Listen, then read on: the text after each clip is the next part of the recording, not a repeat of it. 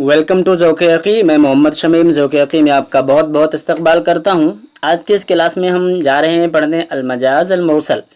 इससे पहले मजाज़ लुग़वी हो चुका है और इसके बाद मजाज़ अक़ली होगा, तो मुरसल बीच में है, इसको हम पहले पढ़ लेंगे। उसके बाद फिर मजाज़ अक़ली का नंबर आएगा तो हम उसको भी पढ़ेंगे। देखें, आपको मैं बता दूं कि बलागा का सारा चैप्टर आप लोगों की खातिर ही मैंने फ्री ऑफ कॉस्ट लॉन्च किया हुआ है अपने चैनल से, तो जाके ज़रूर देखना।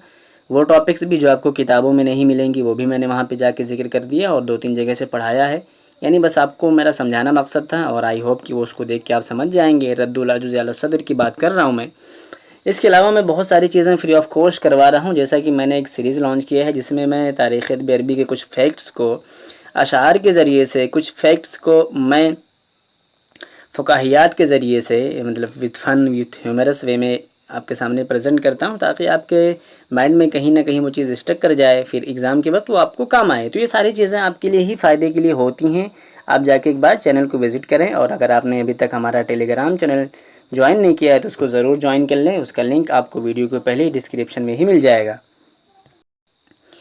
ये वीडियो मैंने बनाया था आप लोगों के लिए कि ये कैसे पूरे सिलेबस को रिवाइज़ करें। तो अभी तो आप लोगों के लिए खुशखबरी है कि डेट एक्सटेंड हो गई है, लेकिन फिर भी इस वीडियो को एक बार ज़रूर देखना। पूरा आपका मतलब पैटर्न ही चेंज हो जाएगा पढ़ने का, समझने का, गौर करने का। तो बहुत ज़रूरी है इस चीज़ को ये जानने के लिए कि आपको पढ़ना क्या है, कैसे पढ़ना है और किस किस चीज़ पर फोकस करना है।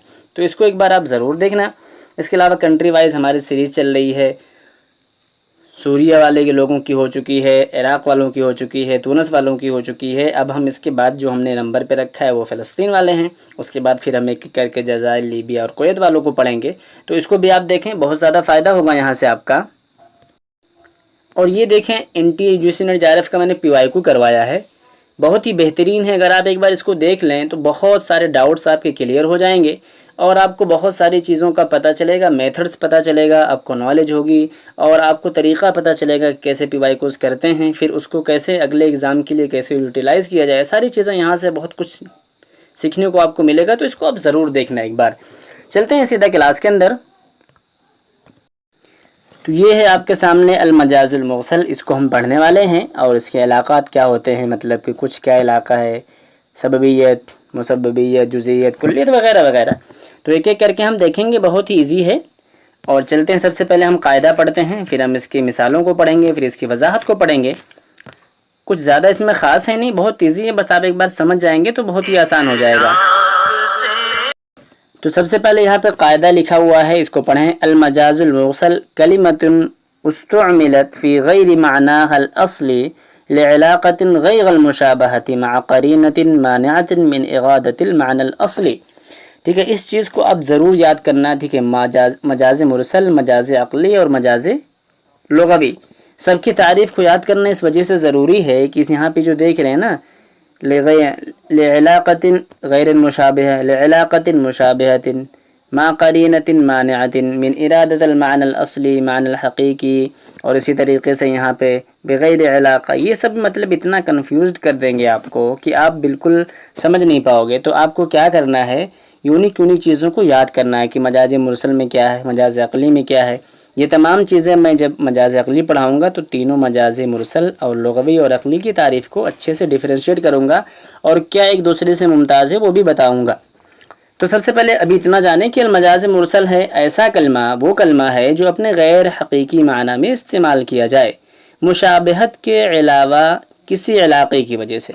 ठीक है, हमने कहीं पढ़ा था कि मुशाबहत के इलाक़े की वजह से होता है किसी दूसरे की तारीफ़ में। ठीक है, उससे पहले जो हमने पढ़ा था। अब हम इसमें ये पढ़ने जा रहे हैं कि इसमें लिइलाक़तिन गैरिल मुशाबहा, जब हम मजाज़ मुरसल और लुग़वी अक़ली के एक साथ करेंगे तो मैं आपको अच्छे से समझाऊंगा। फ़िलहाल इतना जाने। मअ क़रीनतिन मानिअतिन मिन इग़ादतिल मअनल असली, साथ ही हक़ीक़ी माना, मअ साथ ही हक़ीक़ी माना मुराद लेने से मानिअ क़रीना भी हो। तो क़रीना भी होगा, लेकिन जो इलाक़ा होगा वो मुशाबहत के अलावा का होगा, मुशाबहत का इलाक़ा नहीं पाया जाएगा यहाँ पर।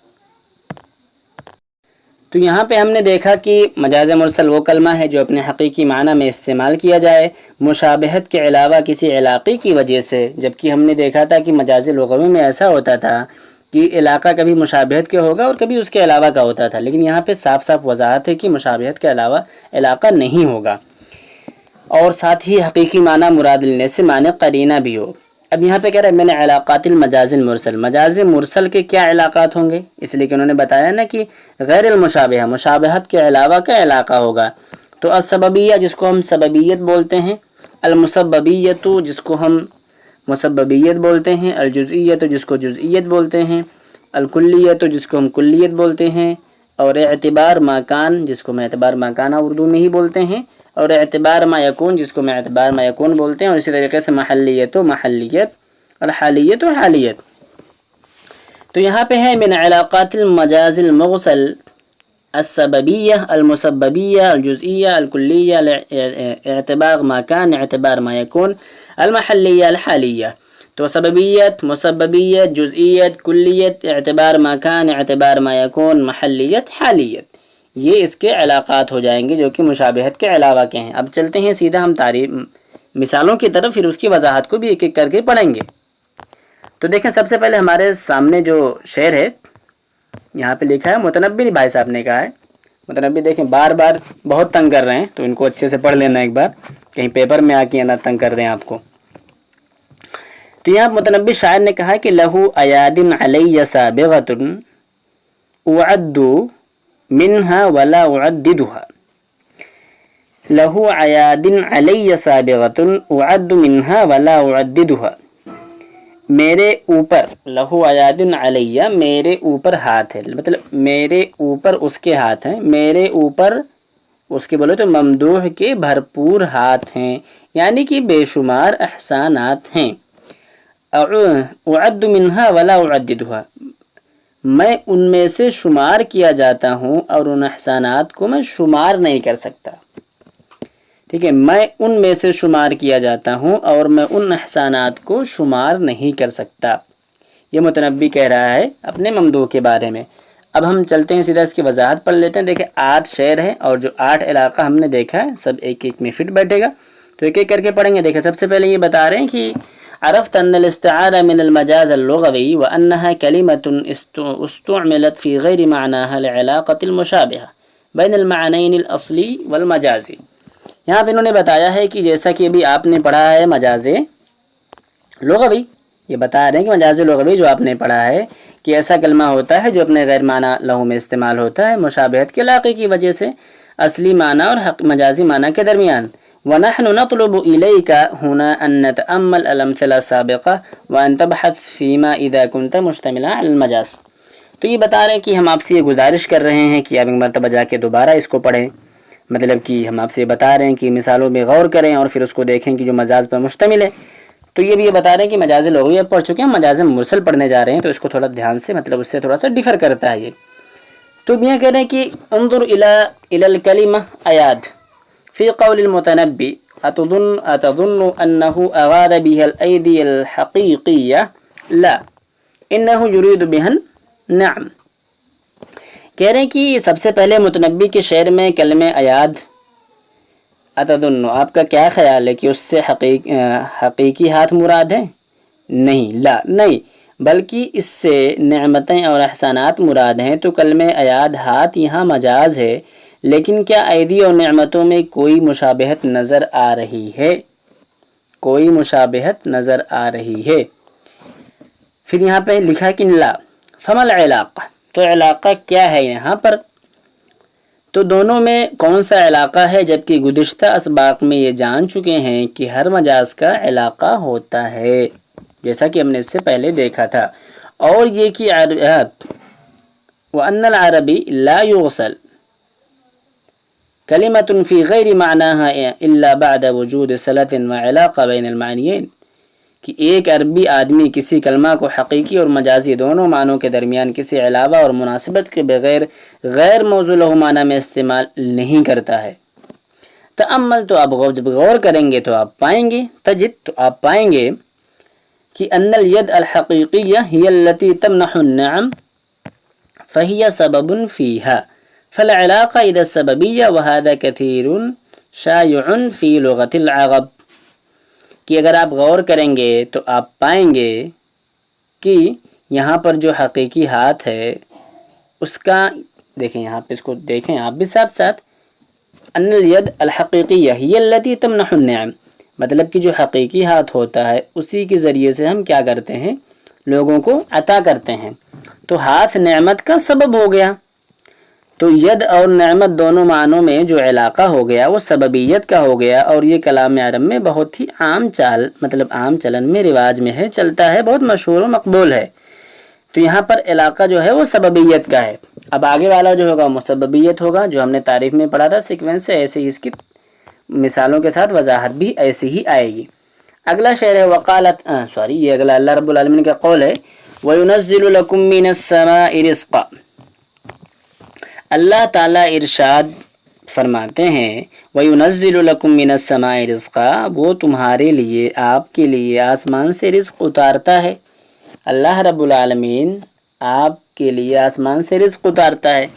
تو اللہ رب العالمین کے اناج اور غلے آسمان سے برساتا ہے، ایسا نہیں کہنا چاہ رہے ہیں یہاں پہ۔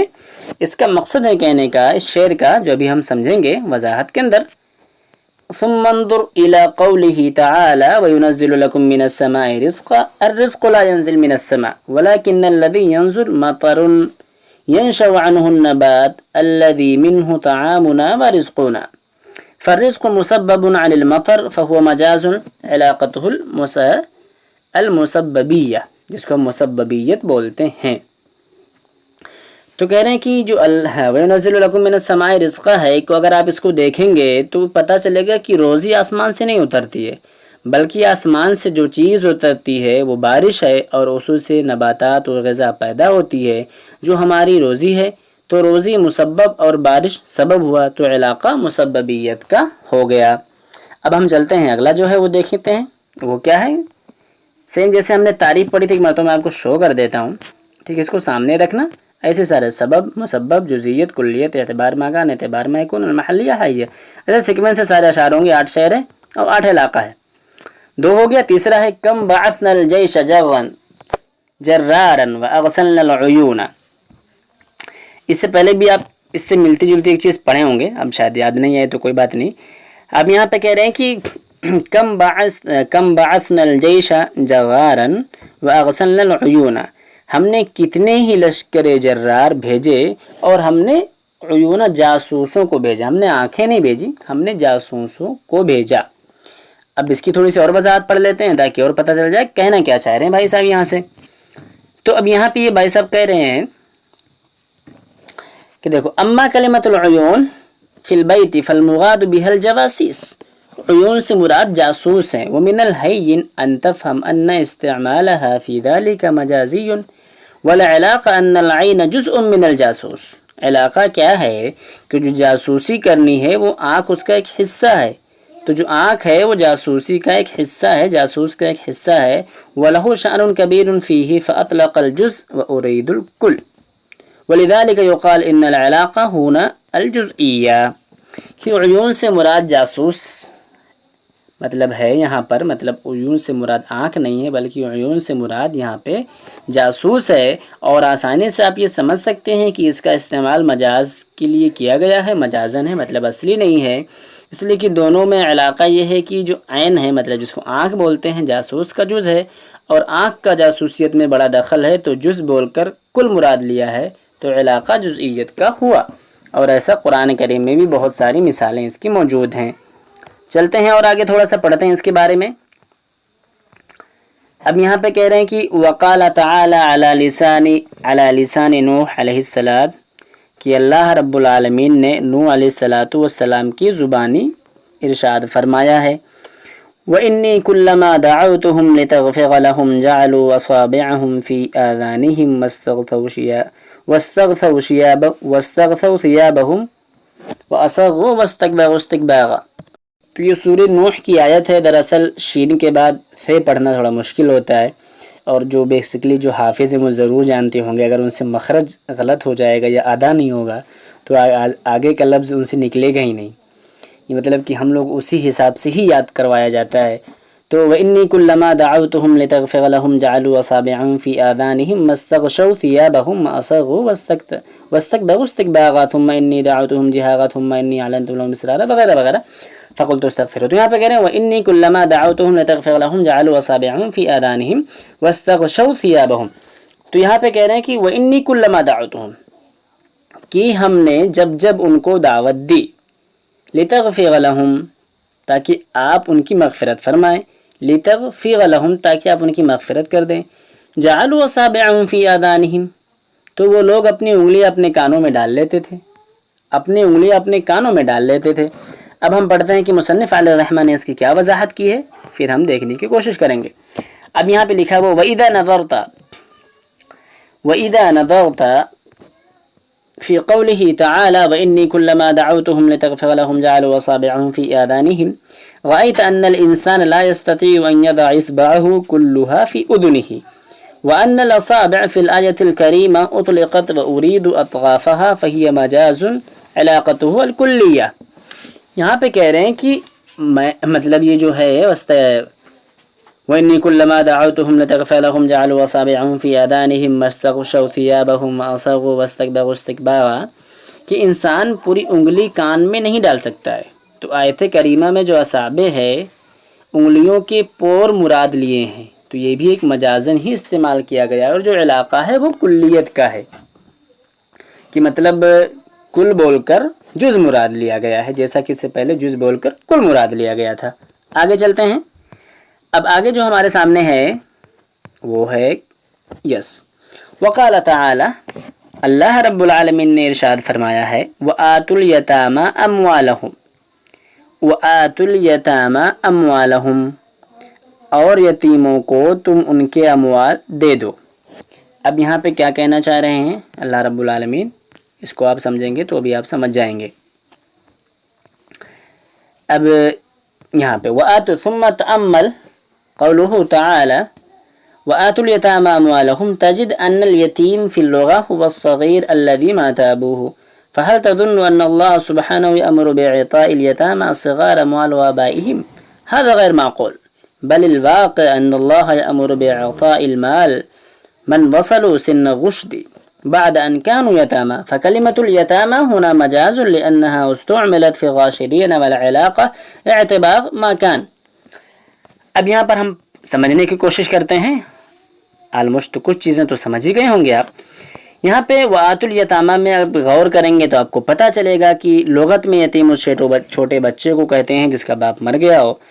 تو آپ یہ سوچیں گے کہ کیا اللہ تعالیٰ نے چھوٹے یتیم بچوں کو ان کے باپ کا مال دینے کی بات کی ہے؟ نہیں، یہ بات عقل میں نہیں آتی ہے، جیسا کہ ھذا غیر معقول، یہ غیر معقول بات ہے، بلکہ حقیقت میں اللہ تعالیٰ نے ان لوگوں کو مال دینے کا حکم دیا ہے جو یتیم ہو کر اب سن بلوغ کو پہنچ گئے۔ تو یتامہ یہاں مجاز ہے جو بالغین کے لیے استعمال ہوا ہے، اور علاقہ اعتبار ماکانہ کا ہے۔ اور اب آگے چلتے ہیں، اب پڑھتے ہیں یہاں پہ وقال تعالی علی لسان نوح علیہ الصلوۃ والسلام، سورہ نوح کی آیت ہے، اس سے پہلے والی بھی اور یہ بھی آیت، کہ انک ان تذرهم یضلوا عبادک ولا یلدوا الا فاجرا کفارا۔ اس کے بعد ایک بہت اچھی سی دعا ہے رب اغفر لی ولوالدی کر کے۔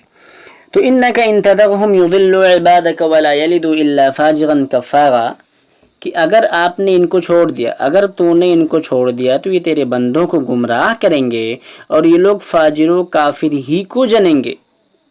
ولا یلدوا الا فاجرا کفارا، کہ نہیں جنیں گے سوائے فاجر و کافر کے۔ اب ہم اس کو دیکھتے ہیں کہ کیا ہے، 6 ہو گیا، 2 اور باقی ہیں، زیادہ گھبرائیں نہیں، ہو جائے گا۔ اب تو ڈیٹ بھی بڑھ گئی ہے، آپ آرام سے پڑھیں۔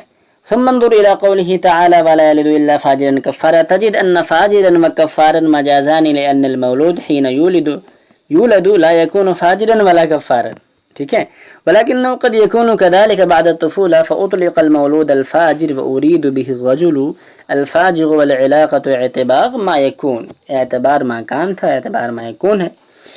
اب اگر آپ ایسے دیکھیں گے تو بہت ایزی ہے، سببیت مسبیت کو ایک جوڑا لگا دیں، جزئیت کلیت کو ایک جوڑا لگا دیں، اعتبار مکان اعتبار ما یکون کا ایک جوڑا لگا دیں۔ اب اس کے بعد جو آئے گا اس کو دیکھ لیتے ہیں ابھی ہم۔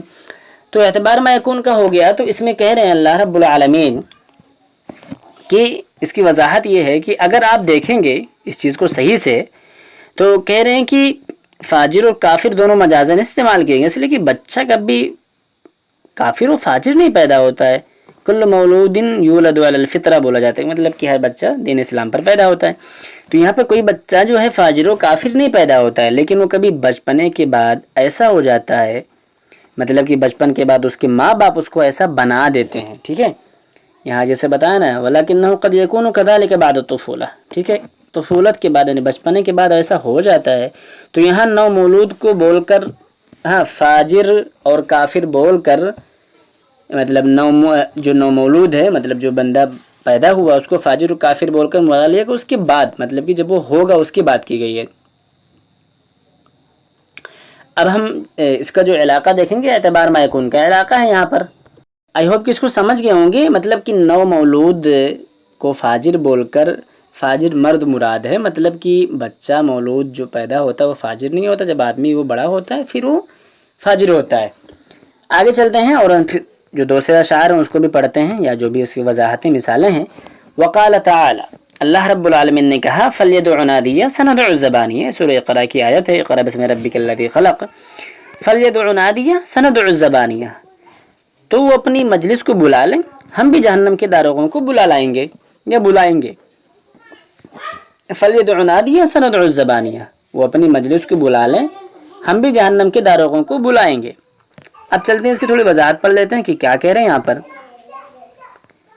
کہ اما قوله تعالی فلیدع نادیہ والامر هنا للسخریہ والاستخفاف فإنا نعرف ان معنى النادي مكان الاستماع ولكن المقصود به في الآية الكريمة من في هذا المكان من عشيرته ونصغائه فهو مجاز أطلق فيه المحل وأريد الحال فالعلاقة المحلية. یہاں علاقہ محلیت کا ہو گیا. یہاں پہ یہ کہنا چاہ رہے ہیں کہ فلیدع نادیہ, نادیہ مطلب بیسکلی مکان الاجتماع کو بولتے ہیں, جس کو ہم نادی کلب بولا کرتے ہیں اپنے عربی میں یا اردو میں, جس کو ہم جانتے ہیں کلب, انگلش میں بھی استعمال ہوتا ہے میوزک کلب وغیرہ وغیرہ, تو اس کو نادی ہی بولیں گے ہم. تو یہاں پہ اللہ رب العالمین نے کہا کہ فلیدع نادیہ, تو یہاں جو امر ہے وہ مذاق اور تحقیر کے لیے ہے, اس لیے کہ نادی کے معنی جمع ہونے کی جگہ ہے, مجلس ہے, مگر آیت میں مقصد مجلس نہیں ہے بلکہ مجلس والے مراد ہیں. ٹھیک ہے, عشیرتہ ونصرائہ مراد ہیں, مجلس والے مراد ہیں, اس کے خاندان کے لوگ, اس کے مددگار جو لوگ ہیں وہ سب مراد ہیں. تو یہ بھی مجاز ہے, اور نادی مجلس یعنی محل بول کر حال مراد لیا ہے, تو علاقہ محلیت کا ہو گیا. آگے چلتے ہیں, ایک ایگزامپل اور ہے, بالکل ایزی سا ہے, ہو جائے گا بھی. پھر کہتے ہیں وقال تعالی ان الابغاغ لفی نعیم, اللہ رب العالمین نے کہا ان الابغاغ لفی نعیم. ابرار مطلب کہ آپ کو پتہ ہے نیک بندے, اچھے لوگ. ٹھیک ہے, ان الابرار لفی, بلا شبہ نیک لوگ نعمت میں ہوں گے, لفی نعیم نعمت میں ہوں گے. چلتے ہیں کہ اللہ رب العالمین اس کے بارے میں جو کہے ہیں, یہ مصنف علیہ الرحمہ کا کیا خیال ہے یا کیا وضاحت کرتے ہیں.